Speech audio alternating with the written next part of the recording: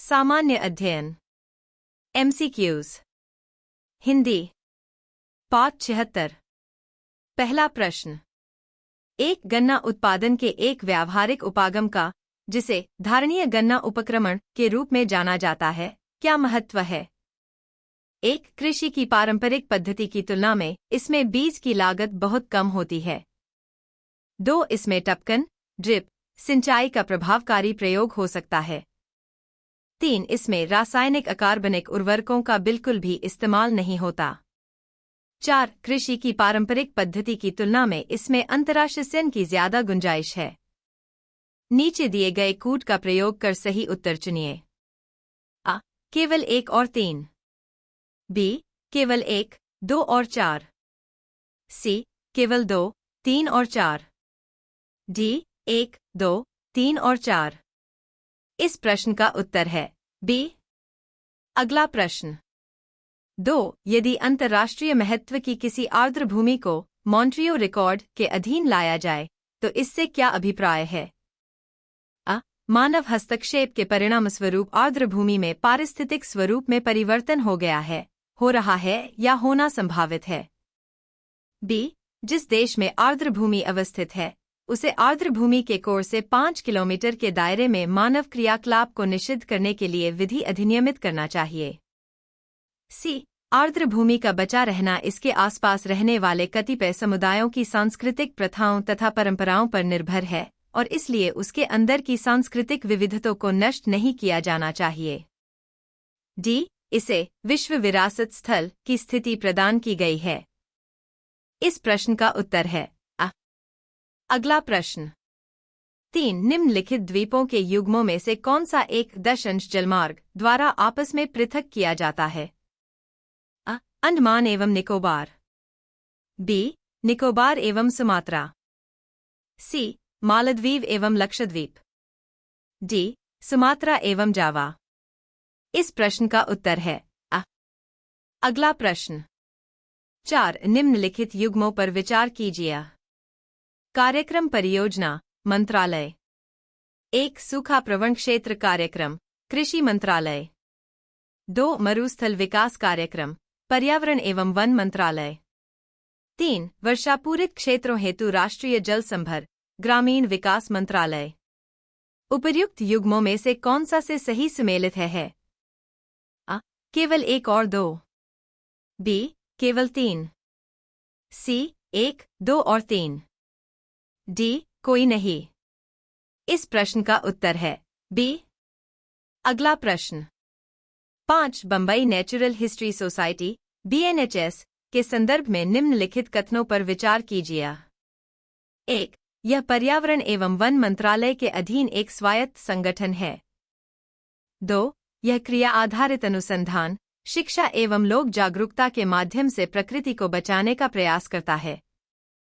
3, यह आम जनता के लिए प्रकृति खोज यात्राओं एवं शिविरों का आयोजन एवं संचालन करता है। उपर्युक्त कथनों में से कौन सा से सही है? आ, केवल 1 और 3। बी, केवल 2।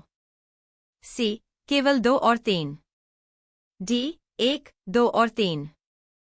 इस प्रश्न का उत्तर है सी। अगला प्रश्न। 6, भूमंडलीय पर्यावरण सुविधा के संदर्भ में निम्नलिखित में से कौन सा से कथन सही है? अ, यह जैव विविधता पर अभिसमय एवं जलवायु परिवर्तन पर संयुक्त राष्ट्र ढांचा अभिसमय के लिए वित्तीय क्रियाविधि के रूप में काम करता है। बी, यह भूमंडलीय स्तर पर पर्यावरण के मुद्दों पर वैज्ञानिक अनुसंधान करता है। सी, यह OECD के अधीन एक अभिकरण है जो अल्प विकसित देशों को उनके पर्यावरण की सुरक्षा के विशिष्ट उद्देश्य से प्रौद्योगिकी और निधियों का अंतरण सुकर बनाता है। डी, दोनों अ और बी। इस प्रश्न का उत्तर है डी। अगला प्रश्न। 7, सौर शक्ति उत्पादन के लिए प्रौद्योगिकियां के संदर्भ में निम्नलिखित कथनों पर विचार कीजिए। 1, प्रकाशवोल्टीय प्रक्रिया एक प्रौद्योगिकी है जो कि प्रकाश के विद्युत में प्रत्यक्ष रूपांतरण द्वारा विद्युत जनन करती है, जबकि सौर तापीय प्रक्रिया एक प्रौद्योगिकी है जो सूर्य की किरणों का उपयोग ताप जनित करने के लिए करती है, जिसका आगे विद्युत जनन प्रक्रिया में उपयोग किया जाता है। 2, प्रकाशवोल्टीय प्रक्रिया प्रत्यावर्ती धारा AC का जनन करती है, जबकि सौर तापीय प्रक्रिया विष्ट धारा DC का जनन करती है। 3. भारत के पास सौर तापीय प्रौद्योगिकी के लिए विनिर्माण आधार है, किंतु प्रकाशवोल्टीय प्रौद्योगिकी के लिए नहीं। उपर्युक्त कथनों में से कौन सा से सही है? अ. केवल 1, B. केवल 2 और 3, C. 1, 2 और 3, D. कोई नहीं। इस प्रश्न का उत्तर है अ।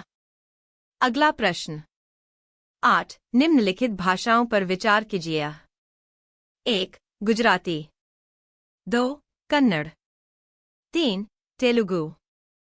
उपर्युक्त में से किसको किनकी सरकार ने श्रेण्य क्लासिकी भाषाएं घोषित किया है? अ. केवल 1 और 2, B. केवल 3, C. केवल 2 और 3, D. केवल 1, 2 और 3। इस प्रश्न का उत्तर है C। अगला प्रश्न 9. निम्नलिखित युग्मों पर विचार कीजिए। 1. दाम्पा टाइगर रिजर्व, मिजोरम, 2. गुमटी वन्यजीव अभयारण्य, सिक्किम, 3. सारामती शिखर, नागालैंड। उपर्युक्त युग्मों में से कौन सा से सही सम्मिलित है? अ. केवल 1, B. केवल 2 और 3, C. केवल 1 और 3, D. 1, 2 और 3। इस प्रश्न का उत्तर है C। अगला प्रश्न 10.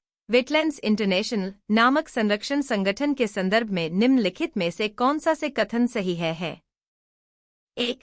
यह रामसर अभिसमय के हस्ताक्षरकर्ता देशों द्वारा बनाया गया एक अंतः सरकारी संगठन है। 2. यह ज्ञान के विकास और संग्रहण के लिए तथा व्यावहारिक अनुभव का बेहतर नीतियों हेतु पक्ष समर्थन करने के लिए क्षेत्र स्तर पर कार्य करता है। नीचे दिए कूट का प्रयोग कर सही उत्तर चुनिए। अ. केवल 1, B. केवल 2, C. 1 और 2 दोनों, D. न तो 1 और नहीं 2। इस प्रश्न का उत्तर है C।